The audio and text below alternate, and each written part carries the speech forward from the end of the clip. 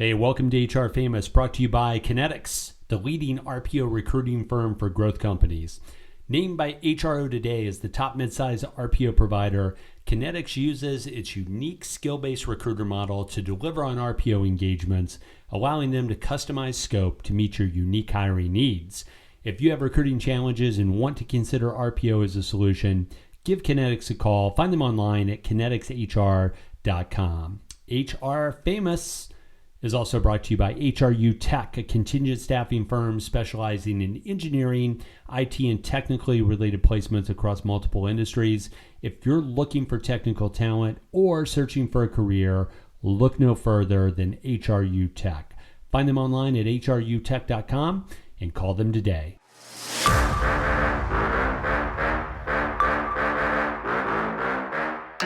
What's up, everyone? HR Famous. It's Jessica Lee today, your host, but of course, with my friends Chris Dunn and Tim Sackett.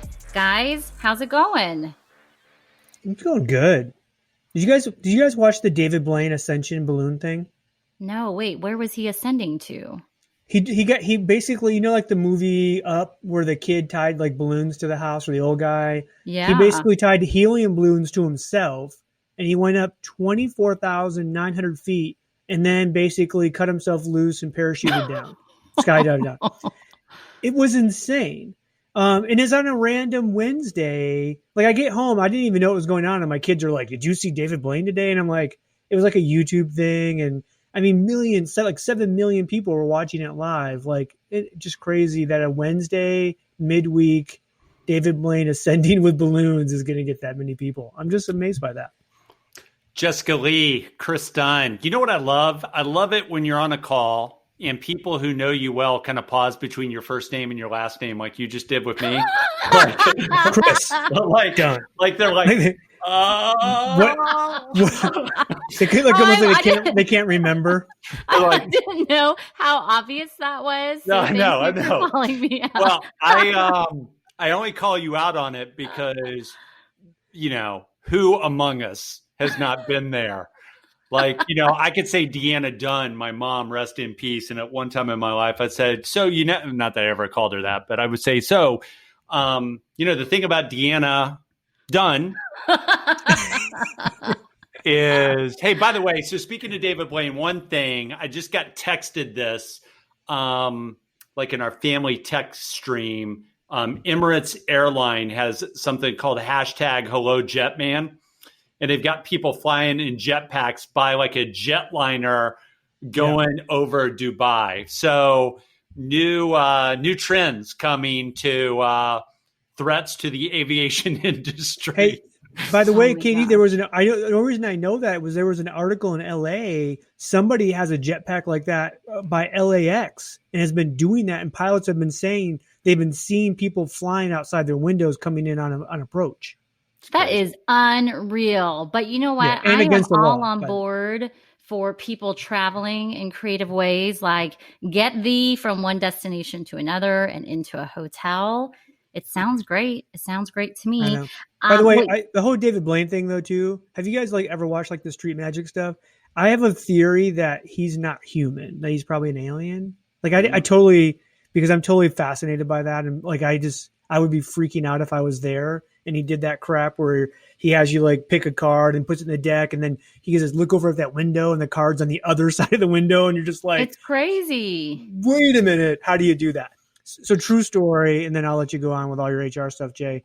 Yeah, so one night I'm sitting in my living room watching David Blaine on TV, and he's going through this thing and he's basically saying, hey, think of a number, right? Or whatever, do this. And it comes down to, I have a number in my head. Now he's on TV and I'm sitting in my living room. There's no possible way he can say the number I'm thinking. By the way, I'm thinking there's probably millions of other people doing the same thing. There's no way we're all thinking the same number.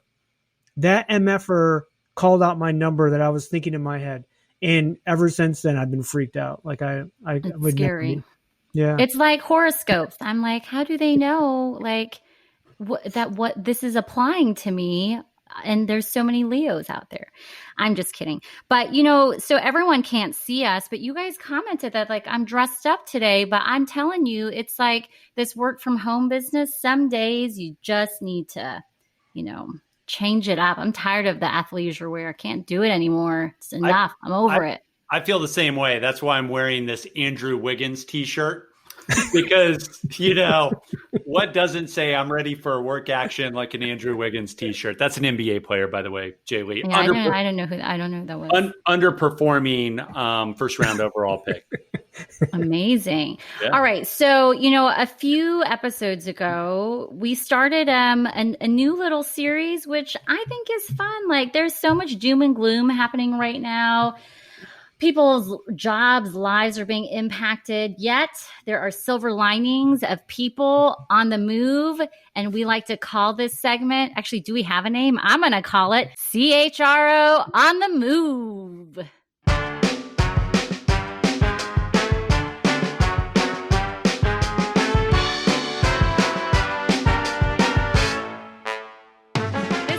You told me to say War Eagle. I was a little bit like, I don't know, like, how do I say this like in a really compelling way? But CHRO on the move, and the move gives you, there's a good opportunity with that long O sound. Actually, I don't know if that's a long O. You did great. So I thought this was actually, thank you. I appreciate it. I thought this was kind of cool in terms of how I spotted this and came across this move. So I was just scrolling through LinkedIn, seeing what's going on, try to block the creepers who are trying to reach out to me, but that's a story for another day. And I thought this was really interesting. It was the current CHRO of a big old company, which I will reveal, who was introducing her successor and another like key person who was named to a role. And I just thought that was such a classy act for the incumbent to be introducing the successor.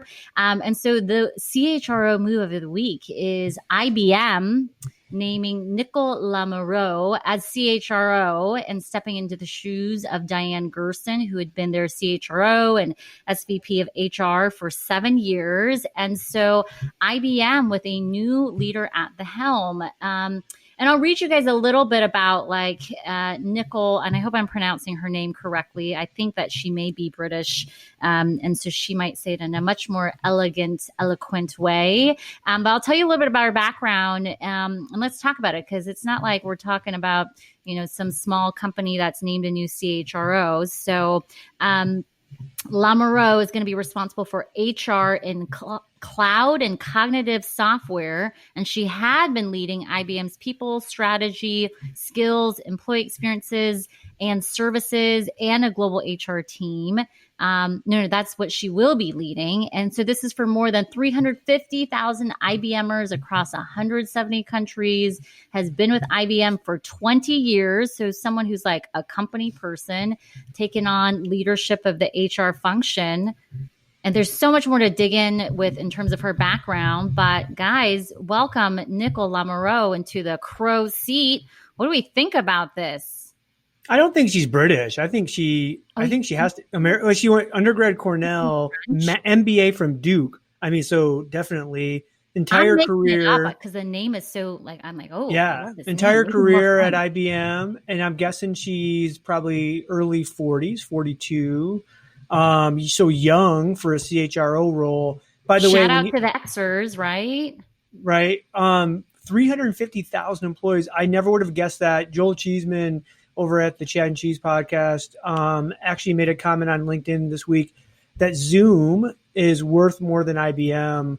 And I don't think most Gen Zers would even know what IBM does or who they are. In fact, I don't think I know at this point what IBM does. So, Jessica, she's pretty young for this job. And I think that was interesting that she's an insider, like 19, 20 years, and she gets this job. Let me read you a couple of her jobs on LinkedIn, because this is, I think, kind of the path, right? So she starts out recruiting and talent manager back in 2000, HRBP Global Services. I'm going to skip forward. Her longest stint is right around 4 years as, wait for it, manager of executive compensation. And what I would tell you is that's a pretty good seat. like if you want to end up in the big chair, that's a pretty good like jumping off point. And then like lately, as you mentioned, JLee, she's got a lot of stuff that is technology related, software group, cloud, cognitive software, because that's where all this is going, right? Wait, so I thought was really interesting, like when you dig into her background, and God bless LinkedIn so that we can stalk people and like dissect things about them.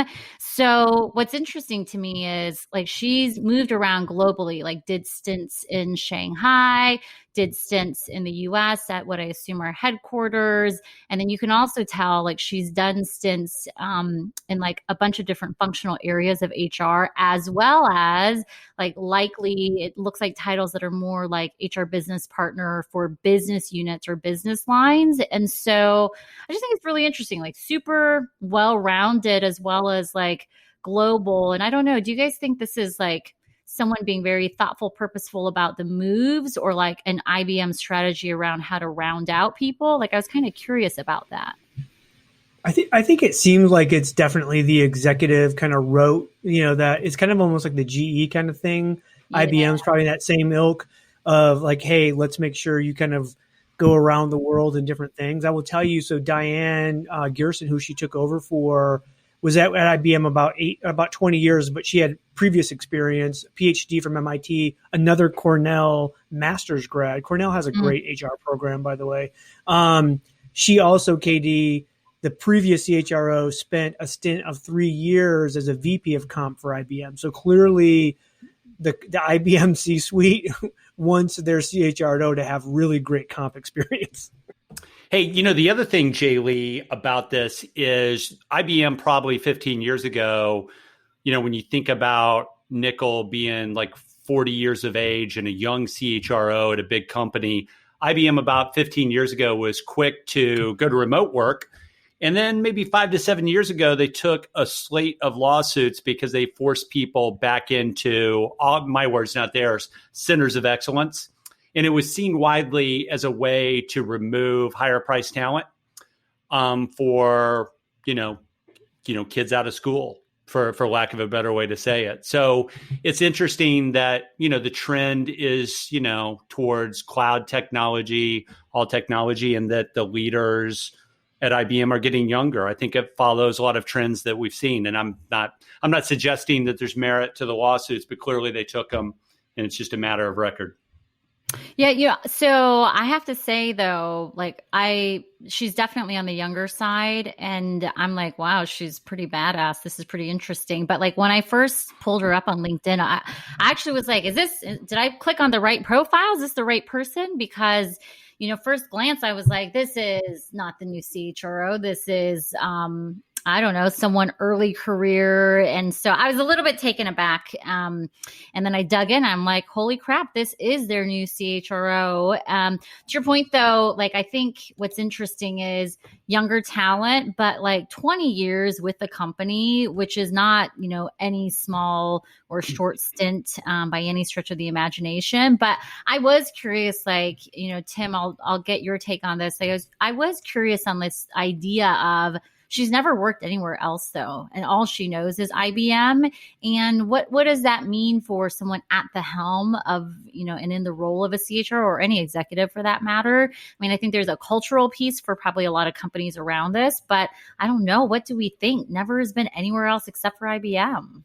Yeah, I mean, it's not what you would think is a modern way to choose your CHRO, but at the same time, it seems like it's pretty traditional IBM way to choose a CHRO in an executive. They want to know that. Were they Big Blue? Was that IBM? Yeah, that's right. So they want to know, right, that you're all in with them and nobody else. So I don't know who they even compete against anymore. Is it like Xerox or somebody? I don't know. Anyways. Stop. It's the cloud business, Timmy. It's the cloud business. But are they? I mean, I had to go to the website yesterday to dig in and actually re-ground myself in who IBM is. And so, she might have some interesting challenges ahead of her, as far as how they position themselves, what people believe they are, what kind of talent they need to attract, because they talk about cloud, they talk about AI, they have all these like service lines, like professional services, things that they do as well. And so don't forget Watson. I mean, for goodness sake, don't forget Watson. Hey, by the way, JLee, you may be a little too young to even have like ran into this, but the old adage back when they were primarily in the hardware business, both servers and other types of hardware, is no one ever got fired for buying IBM. Yeah. I never heard that. Oh, so big blue Navy suit salespeople out there. And the old adage among people who were buyers of technology was nobody ever got fired for buying IBM. Think about that a little bit. That's an interesting that was the main thing used against them when Oracle and SAP and all those were coming to market. They were the new kids on the block, and you had to go with the stalwart, which was IBM. React to that, JLee. You had something.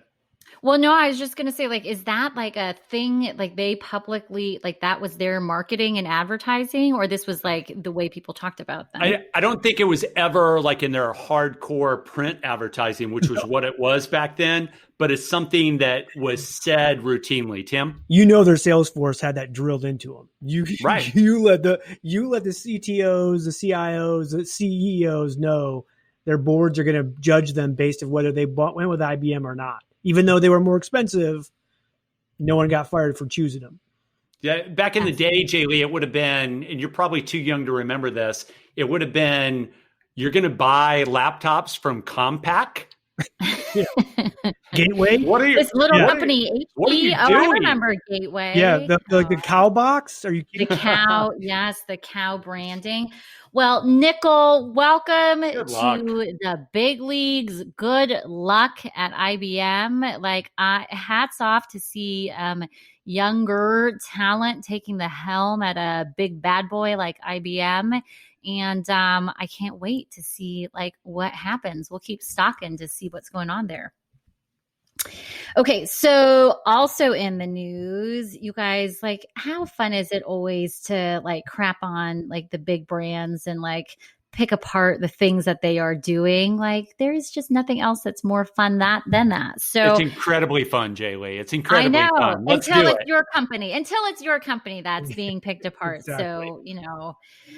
It's something about like throwing stones in a glass house. I don't know what the saying is. So I saw this headline and I immediately was like, ooh, I need to know more about what is going on here and we have to talk about it. So I'm going to read you the headline and let's dig in because there's so much meat and goodness in this. So Google, our friends Google, they have resumed performance reviews, but some employees are anxious that the new longer 12-month cycle will hurt their chances to get promotions. So this is from our friends at Business Insider. And so they've been talking to folks at Google and getting anonymous reports of some moves that Google has made related to how they're treating performance reviews. I want to first start with this because I think this is where we need to start making fun of them. So apparently one of the things that they talk about in this article is that performance reviews are known internally as, quote, perf, end quote. Like that's just it. You're going to get a perf next week. Like, be ready. What is that? Like, have you ever heard this, Tim? Like, I've never heard of this perf. I've never heard of perf. Now, again, every company has their own language and they like shorten crap and make like the little letters. And, you know, that's part of the language. To me, what this shows is Google kind of is growing up, right? I mean, it used to be they were growing so fast that, I mean, you get hired there and within 90 days, if you weren't promoted, you probably sucked. I mean, because they were moving that fast. And if you have to go from 6 months to a year, probably not as much growth opportunity. Still, I mean, obviously a lot of growth opportunity, but not as much as they had before. I mean, that's what it screams to me. So, but like this name perf though, like this is like when you're naming a child and like you're thinking about how are they going to get picked on? Well, so what does it rhyme with? But also you change one letter out, like take the F off and throw another letter in. Like I keep staring at this like perf. It's too close to like perv or something. Yeah. So, well, JLee, I mean, that all comes Have you down had a pervy perf? Yeah. Oh gosh. JLee, that all comes down to just this concept of exceptionalism, right? So if the term performance or performance management is pedestrian, you have to do something not to make it like that. Although if you're moving to doing it one time a year, it most certainly is the pedestrian thing. I think the other thing, JLee, that I see in this, is I think concerns, I'm assuming that Google does not do like an across the board increase where they like line up this merit matrix, which means I think that it certainly does decrease the opportunity for people to, if they're reviewed less frequently, then Tim, I think you would agree, right? That does decrease your ability to get something, because what I'm going to do is if Tim's doing great work and I don't really have the budget or I don't want to have that conversation and he pings me like 7 months before the annual review, the annual perf. First of all, if he says that to me, I might just have to slap. I have to slap him. Me. I have to slap him. But if he comes to me 5-7 months before, I'm going to say, "Hey, you're doing great. Let's see where we're at when we get to the perf." To the perf. Are you tired of talent and HR podcasts that sound like corporate training videos? Same. Talentless is the no-fluff show about hiring, leadership, culture, and what's actually going on in the world of work. Talentless is a podcast for recruiters by recruiters. Hosted by Desiree Goldie and Ashley King, they're smart, occasionally salty, and never afraid to say what everyone else is thinking. Listen wherever you get your podcasts and subscribe at talentlesspodcast.com.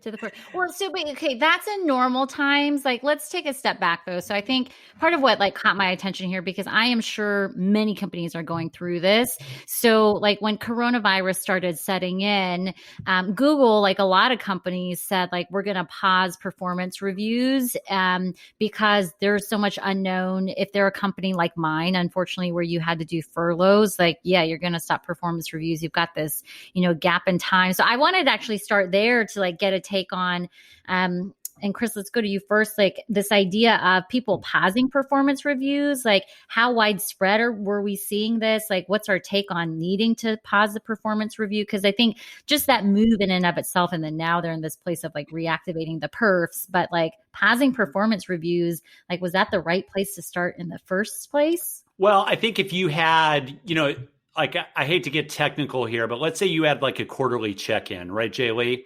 If you did a quarterly check-in and that quarterly check-in came due really at the end of March, let's say you're just doing calendar, end of March, the world has melted.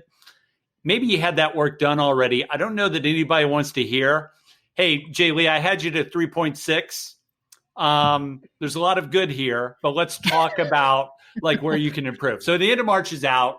I think maybe the end of June, you might be coming back or maybe not. I think it depends what the cycle is. I think like in that window, Tim, I think that window says that anywhere from March to probably May and June, I think it's probably the right call to say, hey, you know what? We're going to pick this back up at a later time. Go deal with your pandemic issues and mask up. Think about why do people really want a performance review anyway? Money. Mm-hmm. Now, but we've always said, don't tie performance reviews. Don't tie performance. But everybody does it. And that's really what this comes back. I think what would have been better was, hey, we're going annual performance review. Our comp people are on this. We're making adjustments based on market. By the way, because we're in the middle of a pandemic, I can tell you right now, the market's not going to look favorably on compensation increases. So you might want to slow down, And let me jump in, JLee, and like you can comment on this. I think the other thing that you're referring to that maybe we haven't talked directly about yet is that such a high percentage of companies, let's say you're not at Google with the perf, such a high percentage of companies have done furloughs. They've also done salary decreases for certain levels at companies. And certainly if you can still give increases if you're doing furloughs. If you're decreasing anyone below the executive line, if you're going all the way down to like the manager line, the professional line, and decreasing people by 5, 7, 10%, you can't really give increases, right? Well, yeah. And so I love that you like bring up the fact that in this climate that we're in, like there are adjustments folks had to make to the workforce, including potentially pay. And so like before you can even deal with like the merit side, there's like a recalibration that has to happen for some companies as far as like where people are even compensated. But like this whole thing is actually one of the reactions I had to the article was just this notion of like part of the reason why they wrote this article was not just like, oh, hey, here's this perf and they're reinstituting them, but there's noise from the Googlers themselves around like, what is this going to mean for my promotion and how's like this going to affect my merit increase? And I have to be honest, like Tim, I was a little irritated on behalf of Google and management around the world that these Googlers are so focused and entitled on like, I need to get a pay increase and a promotion. Like, do they know what is happening in the rest of the world, Mr. Sackett? I don't think they do. I mean, again, Google is like Disneyland, right? It's La La Land for employment. Like it's not real life for the majority of us. And I do think, and here's what happens in any organization, JLee, when you come in high growth and that growth is expanded for like, let's say a decade, if you've been there the entire time, all you know is promotion and pay increases. And it doesn't matter what happens. A nuclear war could hit half the world and they would still be people going, wait a minute, I should be getting my increases right now, right? Like I should be getting more. That entitlement just gets ingrained. It doesn't matter if you're at Google or if you're in the government or wherever you're at. Like you just think like, I mean, entitlement is it's a powerful thing. Oh, you're smirking. Yeah, I'm smirking. Shout out to anyone who wasn't in the 15 total Googlers that Business Insider talked to about their dissatisfaction. So, KD has a major thing with Business Insider and the 4 people that they say is the entire company. So if you weren't, in the group of 15 out of 60,000 Googlers or whatever it is, and you're reasonable, that's fine. Hey, the other thing, JLee, that I want to point out is you went straight to the talking point. So if I put the email out about the change, of course I would say during these challenging times, difficult times. And then I would like announce what the change is. I'd do some FAQs. And then if I really wanted to balance it, this is the power of kind of strategic communications. If I really wanted to balance it, hey, when we get back and talk about all this, the other thing we'll talk about is where you're currently living, because we need to think about labor groups and what kind of range you're actually in. So that would automatically make people say, talking point. You know what, it's fine. Take your time. No. The other one, an increase. The other one you have to add into that, it would be, and again, this gets really heavy, but you go in there and say, hey, as an executive, who's the CEO of whatever, who are the CEOs of Google is when they send that out? It's Serge. You have to go and say, right now my thoughts and my prayers and everything is with those few families of Googlers who've lost somebody to COVID. Like once you put that in there, nobody can go, well, wait a minute. I need my money because you look like a complete asshole. Yeah, it's framing of communications. Totally. Framing. I love it. So, but this gets better and like it begs so many questions because part of what Business Insider also reported on was, Google needing to simplify the process a little bit because they've got a backlog of performance reviews. They want to get through things in a little bit more of a seamless way. And so this also I thought was fascinating. So one of the things that they were doing in order to make reviews a little bit more simple, the new reviews are going to ask employees to list up to 5 of their biggest achievements or projects for the year, but the word count has been reduced to 160 words per achievement. No more business as usual, open-ended format because we want people to be succinct. And so like 160 words, like KD, is that enough? So I'll be your commentator here. So Jessica, I'm glad you brought that up. And what that means, first of all, they're moving to an annual review cycle, a common review cycle, because all of this talk about performance was just too much. And then, by the way, when you're writing the review for your manager, please keep it brief. Hey, because that's what that is. By the way, I'm starting a site and it's just going to be Google Perf write-ups and it's $99 and I will give you 160 words of exact. You tell me the accomplishment. I will give you back writing for impact. That's an entire, can you imagine 300,000 people having to write 160 word perfs. Oh, we're going to be millionaires, you guys. We're writing perfs. Wait, well, let's write perfs. But the thing that actually makes me a little bit sad, and I don't know if I am just the negative Nelly on this, but we use this saying within my team, like, oh, poodle, like, bless your heart that like you're going to write like a whole like novel about your accomplishments. And that is going to be the thing that helps us to decide that you're going to be like, getting the 4.0 instead of the 3.5. Like, that novel isn't going to help you. And I mean, it's, oh, poodle. We like to say that. Oh, poodle. Like, bless your heart. So, Jessica, you like the fact that they're giving guidance to the limit. If you're going to write your performance review for me, keep it brief and succinct, just the most important stuff. You like that based on that comment, right? I think they chose 160 and not 140 because they didn't want to get the competition with Twitter. Yeah.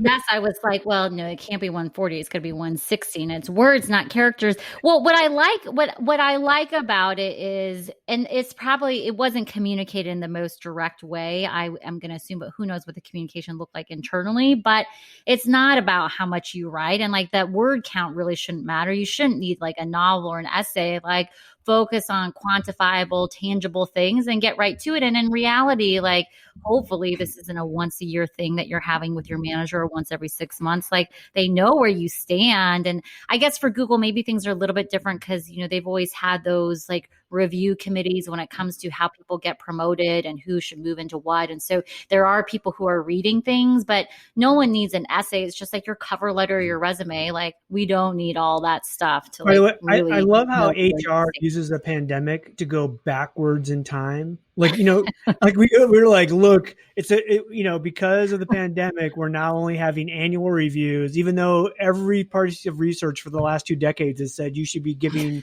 more frequent reviews. What's old is new again is what we are seeing here. Okay, so here's the other thing. Like, I could talk about this all day. Like, one of the other things that was reported as a part of this was they have had people, and I could be in this boat where, like, for their employees who have not been able to work at full capacity because of childcare, because of virtual, school and having to manage that. And oh my gosh, we should probably spend a whole episode about the S show that virtual schooling is and what a headache I now have on my hands. But that, like, there's been concern around, like, how do they make sure that, like, the promotion committees are really looking at things appropriately and adjusting expectations if people have been impacted by having to like care for kids at home during this whole time. And the other thing is, like, potentially like letting people opt out entirely from the performance review process because they might be concerned about how like having kids and managing this pandemic like affected their performance. Like, opting out of the performance wait a minute, review. we can now pause our careers and say, wait a minute, you're going to keep paying me. I'm going to keep working, but you're not going to judge my performance because I'm having a bad time. We'll come back after 6 months and I'll tell you when to turn it back on. Like, come on. During these challenging times, I'd like to not be, that's complicated, right? It's so complicated. Jessica, by the way, you and I and Katie all know people will get not promoted or promoted based on their performance during this time. And so if you're a parent and you have kids and you're trying to manage all of that and you're not doing well, you will be judged on that professionally. Like, that's just going to happen. That's reality. I hate to like drop that on anybody, but maybe Google's trying to like mitigate that a little bit because it's not fair. And it's not something people have control of. I mean, no one had control over this pandemic besides probably somebody in Wuhan, back 12 months ago. But well, so here's the thing that I'm curious really from like an HR perspective of like, maybe there isn't a right answer, but here's what I'm seeing with what's being reported with the 15 folks that they spoke to at Google. So if you have kids and you work at Google, and as it relates to performance reviews, option 1 is that expectations are being modified. Option 2 is you just bow out of the performance review altogether. Like, is that not weird from like a consistency perspective? Like, if I've got like my classic HR hat on, like, I'm not sure that inconsistency makes sense to me, or is the flexibility good? Like, I actually can't decide. Like, I can't either. to me, the modification thing seems problematic, right? Because now you're saying, hey, two people in the same job, we're modifying your performance. You can do less. Good job by you. But you have to just keep doing more, or you have to do the same. Like, I don't know. That seems really hard to manage. They're providing choice, but as Tim mentioned, with choice comes consequences, right? So if JLee is our manager, Tim, yep, and she says during these troubling times, she puts out the email, and she gives us those choices, and I opt out, and I just kind of check out a little bit, and you keep grinding, and we've got similar circumstances. It's human nature. I think JLee would have to be totally I think she'd have to be super measured, not to say like 2 years down the road that Tim's not more valuable in that circumstance. Jay, the problem with all this is you and I both know women are, and Katie knows this as well, because his wife is a great mom. That's why I made JLee the boss, by the way, Tim. I know. Like in that scenario. Yeah. We all know women are going to take the brunt of the child rearing, and thus they're going to have the performance issues potentially, or less performance or whatever. Or they're going to have the modification, which is just going to hurt them in their career moving forward. That's a good point. Yeah, solid point. It's so problematic. The mental load. By the way, so maybe the best way is to pause everybody's and say we're not doing. Yeah, but it's got to be consistent, right? Yeah. It's got to be across the board rather than those with kids, those without kids, those with kids. You can choose one or the other. Like that consistency thing. Like I'm really struggling with. Hey, JLee, all the way back to the beginning, though, I want to reemphasize, to the perf, and the perf moving from quarterly, twice a year, to one time a year, which I think is what we're saying, right? Yeah. Like if that is the change, then the concerns of the 15 good people at Google that promotions and increases may come less frequently is absolutely true, because it's human nature that I'm not going to do anything until, like, if I've got a formal date in front of me, I'm not going to do anything until then. So I think remember, like human nature, that is absolutely true, even in the midst of all the other stuff we talk about.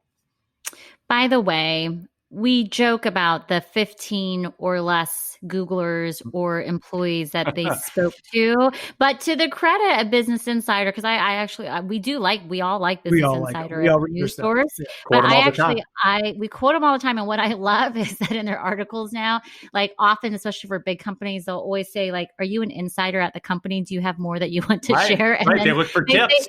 They're like, contact this reporter using this encrypted email or this encrypted messaging app. And so I give them credit for trying to like broaden out and cast the net wider in terms of who they are speaking to. I will tell you, for a couple of years, and the reporter is now left and he's in a different publication now, but for about 3 years in a row, I had a reporter that would reach out to me from an online thing to get quotes. And literally it was like once a month, and he had my number, and he'd call me and say, hey, this is going on over here at this company. What do you think? And I would just blast some like quote out, and the next day there it was.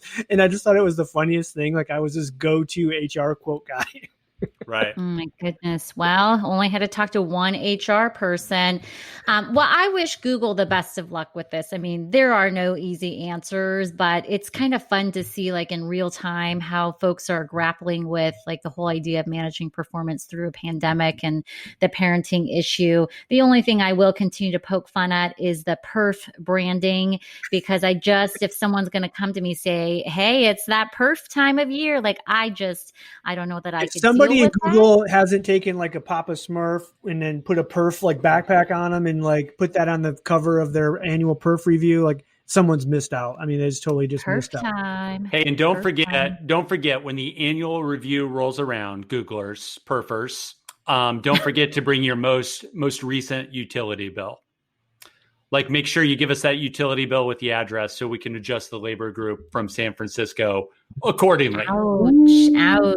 Yeah, we want to know where you are. Man, that is good. I love it. Hey, we're going to give you a 3% increase, but because you now live in Des Moines, we're going to give you a 43% decrease in your salary. It's been nice knowing you.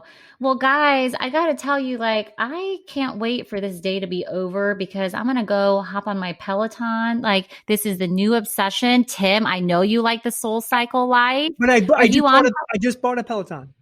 Okay, so we're gonna start following each other. Maybe we get Chris on it. It's not going to show up until like sometime in October. Like it's crazy. Ours came like in 4 weeks, and like I'm telling you, man, that is a good life. I think I have been converted to a cycler. It's going to be exciting. Chris, you're not sold on it, but I'm telling you, maybe you get on that treadmill. I can't wait till I can find now, so I can find like JLee and I can get on same time, racing each other. Can't take cycling. The lactic acid to the legs, that thing just kills me. So I'll continue to call Tim when I'm running just to impress him. As he's doing Zillow review through neighborhoods. Zillow reviews. Oh my God, I love it. Well, guys, it's been nice catching up. You guys are always like the bright spot of my week. I hope you genuinely know that. And guess what? I think we might be the bright spot of other people's weeks. My sister and her husband are now listening along. So shout out to my fam. But they're like, oh, you guys are so much fun. So look at that, making differences in people's lives, non-HR people too at that. Yeah. So perfect. There you have it. Love it. Well, guys, I'm JLee for HR Famous. His name is Chris Dunn. I know. Quickly. It was all consolidated. I love it. It's Chris Dunn and Tim Sackett, and we are out. We'll see you later.